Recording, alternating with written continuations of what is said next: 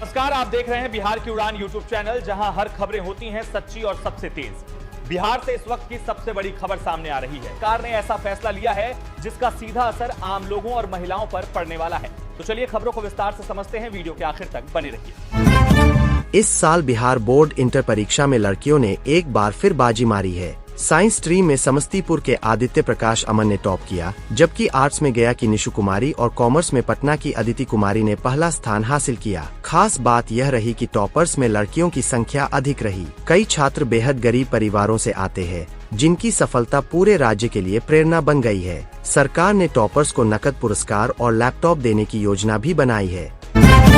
बिहार सरकार ने सहकारिता क्षेत्र में बड़ा बदलाव किया है। अब कोई भी पात्र नागरिक ऑनलाइन आवेदन कर पैक्स सदस्य बन सकता है। पहले केवल सीमित लोगों को ही सदस्यता मिलती थी। इस फैसले से ग्रामीण स्तर पर लोकतंत्र मजबूत होगा और अधिक लोग कृषि व्यवस्था से जुड़ सकेंगे। तमिलनाडु के तिरुपुर में बिहार के एक युवक को हेरोइन तस्करी के आरोप में गिरफ्तार किया गया है। पुलिस ने उसके पास से नशीला पदार्थ बरामद किया है। शुरुआती जांच में पता चला है कि वह बिहार से ड्रग्स लेकर गया था। इस मामले ने अंतर्राज्यीय अपराध नेटवर्क पर सवाल खड़े कर दिए हैं।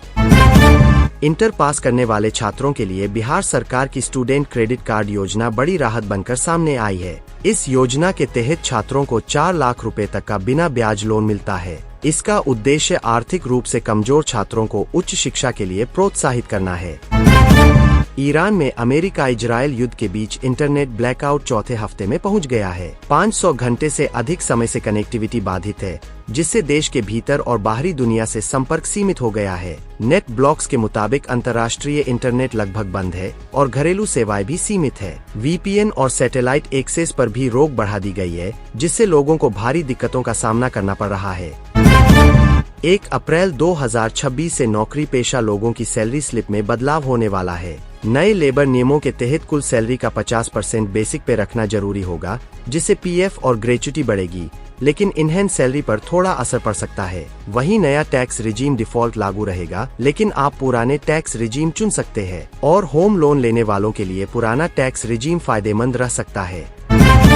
युद्ध के 23वें दिन ईरान ने इसे खत्म करने के लिए 6 शर्तें रखी है, जिनमें स्ट्रेट ऑफ होर्मुज के लिए नया ढांचा, अमेरिकी ठिकानों को बंद करना, हमला नहीं करने की गारंटी, हर जाने का भुगतान, सभी क्षेत्रीय मोर्चों पर युद्ध खत्म करना और ईरान के प्रति शत्रुता रखने वाले मीडिया जगत के लोगों पर मुकदमा और उनका प्रत्यर्पण शामिल है। वहीं ट्रंप ने भी कहा है कि कुछ सप्ताह और अभियान खत्म होने वाला है। ईरान अमेरिका युद्ध के बीच ब्रिटेन की राजधानी लंदन में यहूदी मालिकाना हक वाली एम्बुलेंसों पर हमला किया गया है। यहाँ गोल्डर्स ग्रीन एरिया में हेजोला नॉर्थ वेस्ट की सभी एम्बुलेंस में आग लगा दी गई है। इसमें कम से कम 4 एम्बुलेंस जल गई है। हेजोला नॉर्थ वेस्ट एक वॉलंटियर यहूदी इमरजेंसी सर्विस है। आशंका जताई जा रही है कि यह घटना हेट क्राइम के तहत अंजाम दी गई है। पश्चिम एशिया में जारी तनाव पर PM मोदी लोकसभा में बोलेंगे। वह आज दोपहर 2 बजे इस मुद्दे पर अपने विचार रखेंगे। विपक्ष इस मुद्दे पर लगातार सदन में चर्चा की मांग कर रहा था और विदेश नीति पर सवाल उठा रहा था। हालांकि इस मुद्दे पर सदन में चर्चा तो नहीं आयोजित की गई, लेकिन PM मोदी अपने विचार जरूर रखेंगे। राहुल गांधी का आरोप है कि PM ने इजरायल से नजदीकी दिखाकर भारत को मुश्किल हालात में डाल लिया है।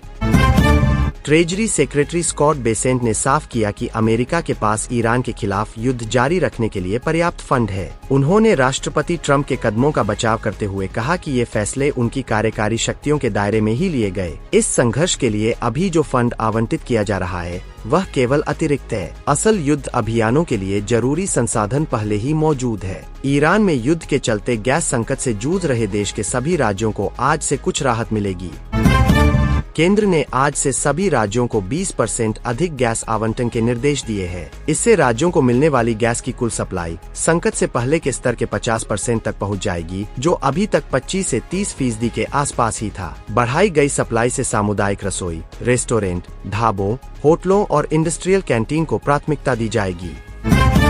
ईरान और इजरायल एवं अमेरिका के बीच जारी युद्ध लगातार भीषण होता जा रहा है। इजरायल में ईरान के जोरदार हमले के बाद अमेरिका और इजरायल ने भी हमले तेज किए हैं। ईरान की राजधानी तेहरान में आज रात लगातार धमाकों की आवाजें आती रहीं। बताया जा रहा है कि अमेरिका ने IRGC के ठिकाने पर भारी बमबारी की है। इसके साथ ही इजरायल ने लेबनान की राजधानी बबेरू के पास एक पुल को उड़ा दिया है। अमेरिकी राष्ट्रपति डोनाल्ड ट्रंप ने अपने नए बयान से पूरी दुनिया में हलचल मचा दी है। उन्होंने ट्रुथ सोशल पर लिखा, ताकत से ही शांति संभव है। ट्रंप का यह बयान तब आया है जब ईरान को होर्मुज खोलने के लिए दिए गए उनके अल्टीमेटम के 48 घंटों में से महज 19 घंटे बचे हैं। ट्रंप ने धमकी दी थी कि अगर होर्मुज नहीं खुलता है तो ईरान के बिजली संयंत्रों को पूरी तरह तबाह कर दिया जाएगा। ईरान होर्मुज स्ट्रेट से गुजरने वाले कुछ जहाजों से $2 मिलियन लगभग 18 करोड़ रुपए की राशि वसूल रहा है। ईरान के सांसद अलाउद्दीन बोरूजेर्दी ने इस पर कहा, कुछ जहाजों से $2 मिलियन का टोल लेना ईरान की ताकत को दिखाता है। अब क्योंकि युद्ध की लागत बढ़ गई है, इसलिए हमें यह करना जरूरी लगता है। होर्मुज से गुजरने वाले जहाजों से ट्रांजिट फीस लेना इस्लामिक रिपब्लिक की शक्ति और अधिकार को दिखाता है। अमेरिकी न्यूज वेबसाइट एक्सियोस के मुताबिक अमेरिका ने ईरान से बातचीत के संकेत दिए हैं, हालांकि वह ईरान से सीधी बातचीत नहीं करना चाहता। मिस्र, ब्रिटेन और कतर संदेशवाहक का काम कर रहे हैं। ईरान सशर्त बातचीत के लिए तैयार है। ईरान का कहना है कि पहले हमले बंद किए जाएं और सीज फायर हो। वहीं अमेरिकी राष्ट्रपति ट्रंप सीज फायर के लिए तैयार नहीं है। उनका कहना है कि ईरान पहले अपने मिसाइल और परमाणु कार्यक्रम बंद करे। ब्लूमबर्ग की रिपोर्ट के मुताबिक वेस्ट एशिया संघर्ष के चलते वैश्विक LNG निर्यात 6 महीने के निचले स्तर पर आ गया है। इस महीने की शुरुआत से अब तक निर्यात में लगभग 20% की गिरावट आई है। यह घटकर 1 मिलियन टन 10 दिनों के औसत के आधार पर रह गया है। होर्मुज स्ट्रेट के बंद होने से कतर और UAE से होने वाला निर्यात पूरी तरह से रुक गया है। दुनिया की सबसे बड़ी गैस फैसिलिटी रास लफान की मरम्मत में कई साल लगेंगे। ईरान ने सीज फायर के लिए 3 नई शर्तें रखी हैं। ईरान के एक बड़े अधिकारी ने लेबनानी मीडिया अल मयादीन से कहा कि उनका देश पहले तय योजना के हिसाब से काम कर रहा है और सीज फायर के लिए 3 नई शर्तें रखी हैं। इलाके में मौजूद अमेरिकी सैन्य ठिकानों को बंद किया जाए, होर्मुज स्ट्रेट के लिए नए नियम बनाए जाए और ईरान के खिलाफ माने जाने वाले मीडिया से जुड़े लोगों पर कार्रवाई की जाए और उनका प्रत्यर्पण किया जाए। यूपी के अलीगढ़ में एक महिला ने ऐसे जुड़वा बच्चों को जन्म दिया है जिनके 2 सिर, 2 हाथ और 4 पैर है, लेकिन दिल सिर्फ एक है। डॉक्टरों ने बताया कि बच्चों को देखकर मां को गहरा सदमा लगा और उसकी मौत हो गई। हालांकि बच्चों की सेहत अभी स्थिर है, लेकिन डॉक्टर उन्हें सर्जरी से अलग करने की संभावना पर विचार कर रहे हैं। यह अलग तरह की मेडिकल कंडीशन है जिसे कॉन्जॉइंट ट्विंस कहते हैं। ईरान ने इजराइल पर जो मिसाइलें दागी, उन पर स्पेन के प्रधानमंत्री पेड्रो सांचेज के बयान वाले स्टिकर लगाए थे। यह स्टिकर इसलिए लगाए गए थे क्योंकि हाल ही में सांचेज ने कहा था कि स्पेन की नीति युद्ध के खिलाफ है और अमेरिका व इजराइल के हमलों को गैरकानूनी खतरनाक बताया था। इससे साफ है कि यह सिर्फ हमला नहीं बल्कि एक तरह का संदेश देने की कोशिश भी थी।